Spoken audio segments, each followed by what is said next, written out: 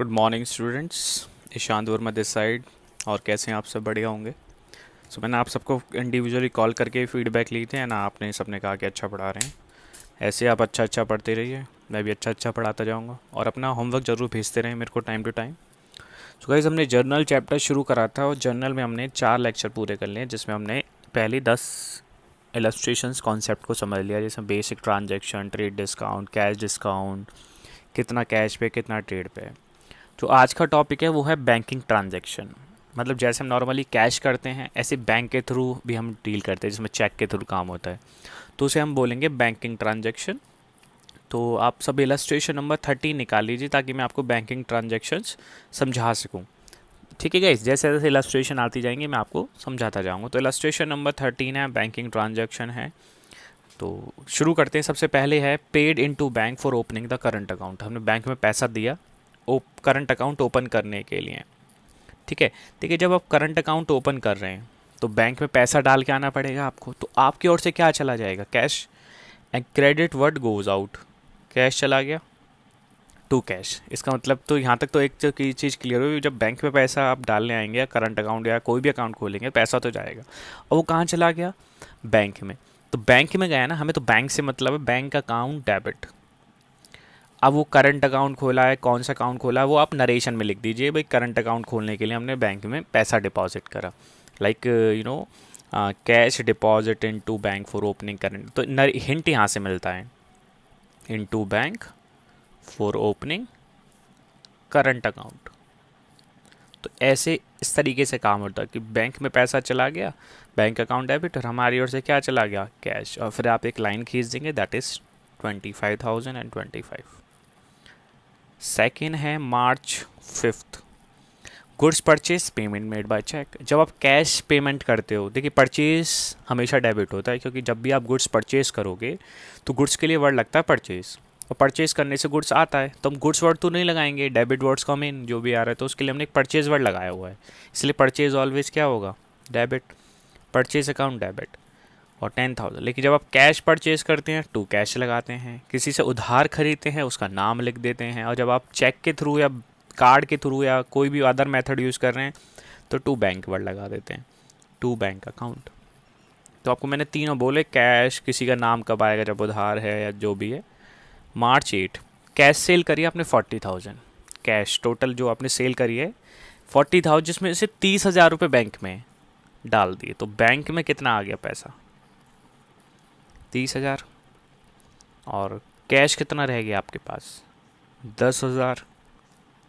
है तो हमारा ही पैसा ये। To sales 40,000। तो यहाँ नरेशन लिख लेना। फिर March 10, withdraw for private use. अब यह नहीं बताया ये कैश है क्या है, चेक कुछ नहीं कह रहा, तो क्लियर कैश मानेंगे। प्राइवेट यूज़ के लिए वर्ड लगता है ड्राइंग, और ड्राइंग ऑलवेज होती है debit to cash account. 5,000। March 12, withdraw from bank for private use. इस बार बैंक बोला उसने कि पैसा आपने बैंक से निकाला, तो drawing account debit to bank हो जाएगा। दोनों में प्राइवेट वर्ड यूज़ हो रहा है, इसलिए हमने क्या यूज़ करा है? Drawing word. अगर प्राइवेट नहीं होगा तो हम उसे ड्राइंग भी कंसीडर नहीं करेंगे, जैसा नेक्स्ट ट्रांजैक्शन में विड्रॉ फ्रॉम बैंक। अब ये नहीं बताया कि प्राइवेट है तो हम इसे प्राइवेट नहीं मानेंगे। आप बैंक में पैसा डाल के आ रहे थे, आपने एंट्री करी bank account debit to cash.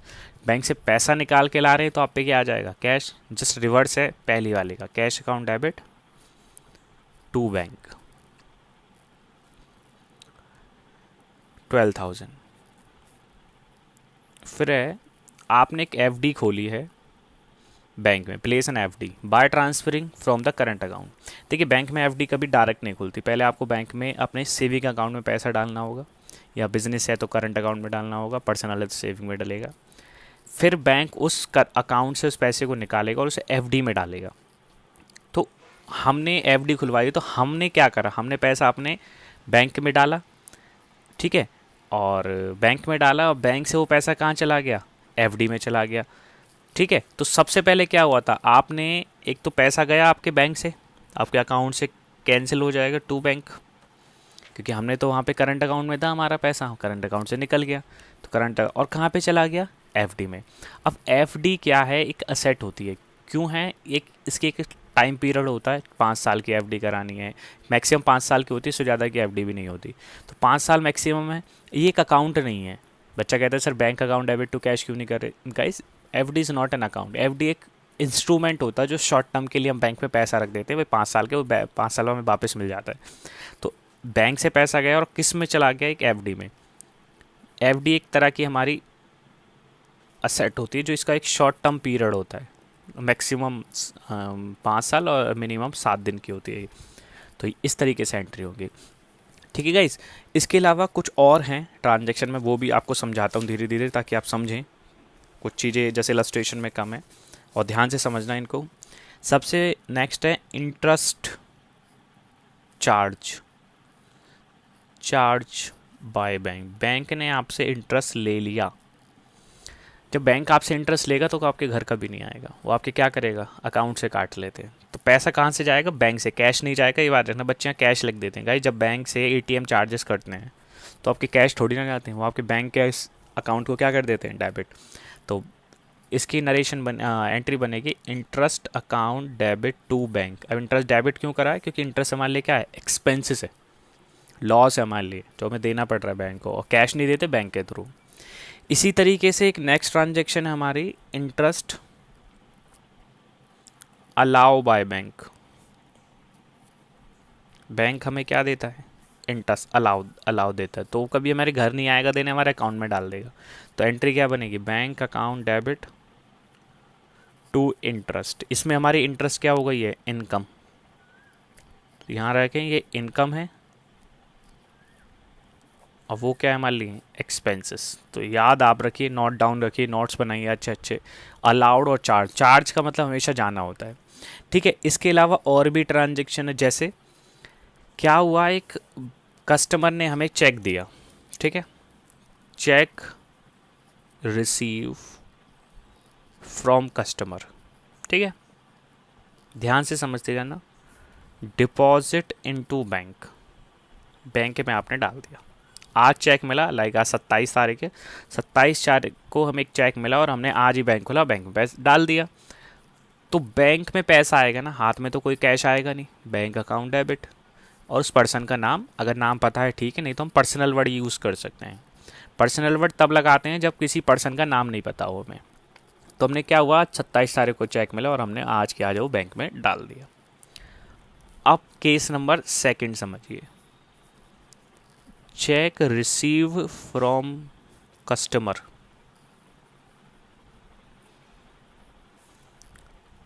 But not deposit into bank. कि क्या हुआ, शाम को चेक मिला और बैंक हो गया उस टाइम तक बंद, लॉकडाउन चल रहा, 2 बजे बैंक बंद हो जाते हैं। तो चेक तो हमारे ऑफिस में ही रखा हुआ है, पैसा तो अभी हमारे पास आया नहीं, क्योंकि पैसा कब आएगा, जब चेक क्लियर होगा। चेक तो क्योंकि बाउंस भी हो सकता है, डर है। तो जो चेक मिला है, अब उसे बोलेंगे cheque in hand to personal. अब उस पर्सन का नाम जो भी है, नहीं है तो personal word, cheque in hand लिखेंगे। इसे ध्यान से देख लें, कब लिखेंगे, जब चेक बैंक में चेक डिपॉजिट नहीं हुआ। अब अगले दिन खुला, अगले दिन हुआ, बैंक खुला, deposit above cheque into bank. अब आपने अगले दिन बैंक खुला और उस चेक को लेके बैंक में गए और डाल दिया, और बैंक ने वो चेक क्लियर कर दिया, तो पैसा आ गया। आने वाली चीज़ डेबिट, बैंक अकाउंट डेबिट। और आपकी ओर से गया क्या था, ये चेक ही तो गया था, टू चेक इन हैंड। तो ध्यान से देखते समझते जाइए। सबसे पहले पैसा डायरेक्ट, जब वो डायरेक्ट डल जाता है तो बैंक टू पर्सनल, नहीं डलता, लेट हो गए हम, तो चेक इन हैंड वर्ड आएगा। और अगले दिन वो चेक इन हैंड को हम कैंसिल कर देंगे, तो कोई कैंसिल हो गया, डेबिट क्रेडिट कैंसिल हो गए, आपस में हमेशा ही कैंसिल हो जाते हैं। तो एंट्री को अगर हम देखें तो bank account debit to personal है, यही बन रही है और यही ऊपर लिखी हुई है। बस यहाँ 2 दिन में ट्रांजैक्शन है, वहाँ 1 दिन में ट्रांजैक्शन सेम ही होगी। बट यहाँ पे चेक इन हैंड वर्ड इसलिए यूज़ कर रहा था क्योंकि चेक उस दिन रह गया था, हाथ में था। अगले दिन बैंक खुला, फिर हमने अगले दिन उस चेक को बैंक में डाला और फिर ये चेक इन हैंड क्या हो गया, कैंसिल, और बैंक टू पर्सनल रह जाएगी। तो आपको करना है ऐसे, ये पहले चेक को रिसीव की एंट्री करनी है, फिर चेक को डिपॉजिट करने की एंट्री करनी पड़ती है। अगर क्वेश्चन में कुछ भी ना कहे कि चेक डिपॉजिट हुआ है नहीं हुआ है, कुछ साइलेंट है, तो आप ये मान के चलेंगे कि चेक उसी दिन डिपॉजिट हो गया है। For example check receive from Ram, अब कुछ नहीं लिखा हुआ कि डिपॉजिट है नहीं है, कुछ पता ही नहीं है, तो आप ये मानेंगे कि चेक सेम डे डिपॉजिट हो गया है। ओके गाइस, अब हम कुछ स्पेशल ट्रांजेक्शन और पढ़ते हैं, ठीक है। तो स्पेशल ट्रांजेक्शन कराता हूँ, थोड़ा सा ध्यान से समझना इन चीज़ों को, और इम्पॉर्टेंट भी हैं ये, आई होप सो कि आप समझेंगे। देखिए, और गाइज अच्छा लगे आपको लेक्चर तो अपने फीडबैक ज़रूर दिया करें, अच्छे अच्छे ग्रुप में लिख दिया करें कि हमें बहुत अच्छा लगा, आप ये इम्प्रूव करिए। कोई भी आपकी वैल्यूएबल फीडबैक हो ज़रूर ग्रुप में लिखें, ताकि मैं और अच्छे से आपको पढ़ा सकूं। तो आज हम करेंगे स्पेशल ट्रांजैक्शन। अब कुछ स्पेशल टाइप की ट्रांजैक्शंस होती हैं और आप समझते जाना, बहुत इंपॉर्टेंट है कॉन्सेप्ट, लिटिल बिट टफ भी पड़ सकता है आपको। देखो, सबसे पहले होती है एक बैड डेट्स, बैड डेट्स वाली ट्रांजैक्शन, ये bad debts transaction. Bad debts transaction क्या है? बैड डेट्स मतलब होता है वो पर्सन जिनसे अब हमारे पैसे नहीं मिलेंगे, अब हमें हो गई लॉस। डेटर कौन होते हैं? जिनसे पैसे लेने हैं, और डेटर हमेशा क्या होते हैं? डेबिट। जैसे राम से पैसे लेने, तो राम हमेशा क्या रहेगा? डेबिट रहेगा, क्योंकि ये मेरा डेटर है, इससे पैसे लेने। अब राम बिल्कुल कंगाल हो गया, उसको डूब गया और पैसे नहीं है, अब वो मेरे पैसे तो देगा नहीं, अब उसकी जान तो मिलेंगे नहीं ना। तो अब हम अपने बिजनेस में क्या करेंगे? जैसे विजय माल्या भग गया पैसे लेके, दे थोड़ी ना रहा है, तो हम एक एंट्री पास करेंगे, उसको हमेशा के लिए अपने अकाउंट से कैंसिल कर देंगे। क्योंकि अगर मैं राम हमेशा लिख के रखूँगा तो ऐसा लगेगा इससे पैसे लेने हैं, लेकिन हमें तो ऐसा कुछ करना नहीं है ना। अब वो बिल्कुल ही कंगाल हो चुका है, गवर्नमेंट ने उसे डिक्लेयर कर दिया, तो अब हमें उसे क्या करना है? कैंसिल करना पड़ेगा, अपने अकाउंट से हमेशा के लिए हटाना पड़ेगा। तो हटाना पड़ेगा। देखिए, राम जब वो हमारे अकाउंट में लिखा हुआ था, वो डेबिट लिखा हुआ था, क्योंकि वो डेटर था, डेटर हमेशा क्या होते हैं? डेबिट। तो हम उसे कैंसिल करके क्या कर देंगे? टू राम, क्योंकि ये जो हटाना है, और ये हमारे लिए क्या हो कन्वर्ट हो गया? बैड डेट्स में, इसलिए इसकी एंट्री बनती है bad debts account debit to Ram. ध्यान से देख लीजिए, bad debts account debit to Ram. Clear कहेगा इंसॉल्वेंट है, वो है कंगाल हो गया, दिवालिया हो गया, जो भी। नेक्स्ट है बैड डेट्स रिकवर्ड। अब ये कुछ बच्चा कंफ्यूज रहता है इसमें और इसमें। हुआ क्या कि जिस राम से हमें पैसे लेने थे, कि देखिए राम तो हमारी अकाउंट में बुक में डेबिट हो रहा था एक टाइम पे, क्योंकि हमने उसे क्या बना रखा था? डेटर। लेकिन अब हमने उसे क्या कर दिया? कैंसिल कर दिया, क्रेडिट बना दिया। तो देखो ये कैंसिल हो गया, राम तो हमेशा के लिए कैंसिल हो गया यहाँ से, क्योंकि डेबिट और क्रेडिट कैंसिल। अब हमने भूल गए हमें कोई राम वाम भी होगा, कोई पैसे लेने। कुछ टाइम बाद क्या हुआ? उस पर्सन ने हमें पैसे दे दिए, राम ने कुछ पैसे, कि सर ये लीजिए, मेरे पे कुछ पैसे हो गए अरेंज, मैं आपको दे रहा हूँ। जब आपको कन्फर्म था पैसा नहीं मिलेगा, तो आपने तो उस लॉस कन्वर्ट कर लिया और कैंसिल कर दिए। लेकिन अचानक वो पैसे दे दे आपके, तब आप एंट्री करेंगे, वो आपकी इनकम हो जाएगी, cash account debit to bad debts recovered.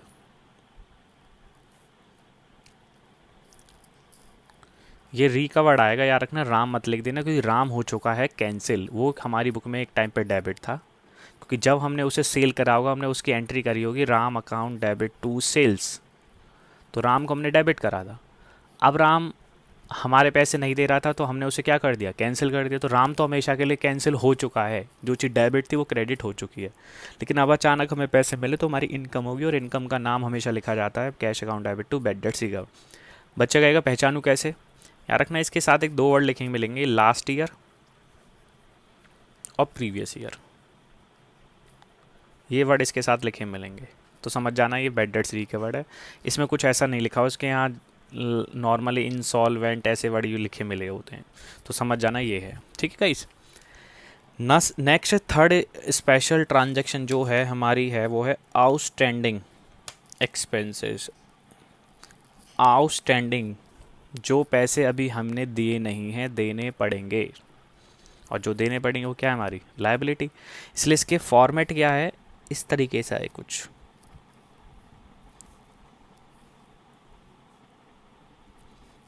जैसे रेंट नहीं दिया, तो रेंट अकाउंट डेबिट, एक्सपेंसेस तो हमारा है ही है, टू आउटस्टैंडिंग रेंट, तो उसे फिल कर दो बस उसमें। Salary account debit to outstanding salary, insurance account debit to outstanding insurance. देखिए खर्चा है, दैट इज एक्सपेंसेस है, डेबिट कर दिया इसलिए हमने, और दैट इज़ लायबिलिटी, ये हमारी लायबिलिटी होती है क्योंकि अभी दिया नहीं, देना पड़ेगा, इसलिए क्रेडिट हो जाता है। फोर्थ है प्रीपेड। प्रीपेड सिम तो आपने सुनी होगी, प्रीपेड सिम जियो की प्रीपेड होती है, आप पहले रिचार्ज कराते हो फिर यूज़ करते हो, तो पहले पैसे आपको देने होते हैं। इसकी कुछ नरेश एंट्री ऐसे बनती है,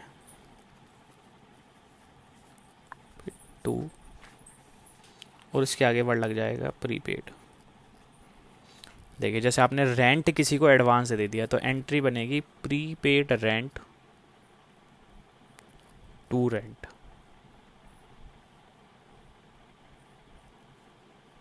ये इसकी होती है। प्रीपेड हमारी होती है सेट, आप किसी को भी पैसा एडवांस में दे दोगे तो उसे वापस भी तो ले सकते हो, और किसी को भी एडवांस देना, हमने शुरू से पढ़ा है एडवांस किसी को दे दिया तो उस पर्सन पे हमारा राइट हो जाता है, और जब तक हमारा उस पर राइट है वो हमारी क्या है, एसेट। जैसे डेटर पे हमारा राइट होता है हमें उससे पैसे लेने हैं, तो ऐसे ही हमने प्रीपेड भी क्या होता है, हमारा राइट होता है उससे। जब रिचार्ज करा लेते हो जियो का तो आपको उतने महीने तक उसकी वैलिडिटी जितनी मिलती है उस टाइम तक आप उस सिम के मालिक रहते हैं। जैसे ही वो रिचार्ज ख़त्म हो जाएगा, आप ख़त्म हो जाएगा आपका, तो इसकी एंट्री बनेगी prepaid rent to rent. Next है हमारे गाइस डेप्रीशिएशन, एक नई टर्म आई, डेप्रीशिएशन। आप याद रखना ये जो डेप्रीशिएशन है ये पूरा चैप्टर है, अभी तो सिर्फ एंट्री है। डेप्रीशिएशन होता है reduction in value of fix asset. Fix asset याद रखना, जो हमारे प्लांट, मशीनरी, बिल्डिंग, लैंड, ये सब बहुत सारे आइटम हमारे होते हैं। अब मशीनें चलती रहेंगी चलती रहेंगी चलती रहेंगी, टाइम के बाद क्या होती चल जाती है, पुरानी होती चल जाती हैं। अब पुरानी उम्र में तो पुरानी नहीं होंगी ना, वो इंसान थोड़ी ना, तो घिसती चली जाती हैं, उनके पार्ट्स घिसते चले जाते हैं। तो रिडक्शन इन द वैल्यू, जब उनकी वैल्यू कम होने लग जाती है उसे बोलते हैं डेप्रीशिएशन। जब आपके घर में फर्नीचर है, आपने नया लिया था पुराना हो गया, मोबाइल है आप क्या लेते हो 1 लाख का आईफोन एक्स ले लिया, 10 ले लिया, और लेकिन आज उसकी वैल्यू इतनी थोड़ी ना रहेगी, वो क्या हो गया, डेप्रीशिएशन होता जा रहा है। ये हमेशा फिक्स एसेट्स पे लगता है। और डेप्रीशिएशन किसी फर्म के लिए क्या होता है, लॉस। Depreciation account debit. और जिस पे भी लगा रहे हो आप उस असेट का नाम भर दो। अगर फर्नीचर पे लगा रहे हो टू फर्नीचर, बिल्डिंग पे लगा रहे हो टू बिल्डिंग, लैंड पे सॉरी उस पे प्लांट पे लगा रहे हो टू प्लांट। अब यहाँ इसका ना एक एक्सेप्शन है। एक्सेप्शन का एक चीज़ पर डेप्रीशिएशन कभी नहीं लगता, वो होती है land. Land never be depreciate, याद रखना, लैंड नेवर बी डेप्रीशिएट, वो कभी भी डेप्रीशिएट नहीं हो सकती। क्यों, ज़मीन की वैल्यू जो होती है वो कभी भी घिसती नहीं है, वो एक्सेप्शन है ये। बाकी सारी चीज़ें देखिए, फर्नीचर है आप ले आइए, आप यूज़ करते जाइए। लैंड को आप जितना भी यूज़ कर लीजिए उसकी वैल्यू कभी कम नहीं होती, वो जैसी है वैसी की वैसी ही रहती है। आप खुद अंदाज़ा लगा सकते हैं, आपके सामने अगर कोई प्लॉट पड़ा हुआ है तो वो वैसा का वैसा, आज से 100 साल पहले भी ऐसा था और आज भी ऐसा ही है। तो लैंड नेवर बी डेप्रिशिएट, ये बात याद रखना। अब कुछ स्पेशल ट्रांजेक्शन्स और हैं, उसे और देख लीजिए एक बार। सबसे पहली है इंटरेस्ट ऑन कैपिटल। हमने ई तक कर लिया, एफ है इंटरेस्ट ऑन कैपिटल। कैपिटल पर बिजनेस हमें क्या देता है, इंटरेस्ट। क्यों देता है, देखिए मैंने आपको शुरू से पढ़ाया है, एक सेपरेट एंटिटी कॉन्सेप्ट है हमारे बीच में, सेपरेट एंटिटी कॉन्सेप्ट। इसका मतलब क्या होता है, business and owner two different entity हैं ये दोनों। हम अकाउंट्स बिजनेस के बनाते हैं, ओनर के नहीं बनाते हैं। मालिक अलग, बिजनेस अलग, हमें उससे कोई लेना देना नहीं, हमें बिजनेस से लेना है। तो बिजनेस एक पर्सन है जिसे बोलते हैं नॉन लिविंग थिंग, और ये एक है लिविंग थिंग। तो बिजनेस में ऑनर ने कैपिटल लगाई, जैसे मैंने आपको पैसा उधार दिया तो आपसे मैं क्या लूँगा, ब्याज। इसी तरीके से इस ऑनर ने जब बिजनेस में पैसा लगाया तो बिजनेस में पैसा आएगा, उसे बोलते हैं कैपिटल। तो बिजनेस इसको क्या देता है उसके बदले, अगर यहाँ बिजनेस लिखूँ मैं और यहाँ ऑनर लिखूँ मैं, तो इस ऑनर ने बिजनेस में क्या लगाया, कैपिटल। तो बिजनेस इसे क्या देगा, इंटरेस्ट। ये आपने मेरे को पैसा दिया है, तो इसलिए इसकी एंट्री बनती है interest on capital account debit, क्योंकि बिजनेस के लिए एक्सपेंसेस है ये, बिजनेस को तो देना पड़ेगा। कैश नहीं देता, हमेशा कैपिटल अकाउंट में प्लस कर दे। हम कभी भी ऑनर को कैश नहीं देंगे, उसको जो भी लेना है उसके कैपिटल अकाउंट में प्लस, और जो भी हमने अकाउंट इक्वेशन में पढ़ा था, कैपिटल में plus capital minus. And last इसी सेम प्रोसेस पर है इंटरेस्ट ऑन ड्राइंग। बिजनेस कहता है कि जब आप मेरे को कैपिटल देते हो तो मैं आपको क्या देता हूँ, इंटरेस्ट। और जब आप मेरे से ड्राइंग कर रहे हो, अपने पर्सनल यूज़ के लिए कुछ निकाल रहे हो, तो मेरे को उस पर भी क्या चाहिए, इंटरेस्ट चाहिए। तो इसकी एंट्री बनती है drawing account debit to interest on drawing. ये बिज़नेस की क्या हो जाएगी, इनकम, क्योंकि बिज़नेस को उससे इंटरेस्ट लेना है। कई बार बच्चा कंफ्यूज रहता है, अगर कंफ्यूजन ज़्यादा होती है, याद नहीं हो पाती है, तो याद रखिए कैपिटल हमेशा होती है क्रेडिट, कैपिटल क्रेडिट तो interest on capital debit. Drawing होती है हमेशा डेबिट, ड्राइंग डेबिट तो इंटरेस्ट ऑन ड्राइंग क्रेडिट। ये एक रटने का तरीका है, लॉजिक मैंने आपको क्लियर कर दिया है। अब इलस्ट्रेशन करते हैं, आप इलस्ट्रेशन 15 निकाल लेना, वैसे मैं इसका स्क्रीनशॉट भेज दूंगा सबको। रिसीव 20,000 फ्रॉम सुभाष, यहाँ पे लिख लेते हैं illustration number 15। Receive 20,000 from Subhash which were written off as a bad debts in previous year. मैंने बताया था जब प्रीवियस ईयर लास्ट ईयर आ जाए तो बैड डेट्स रिकवर्ड एंट्री होती है, तो एंट्री होगी cash account debit to bad debts recovered.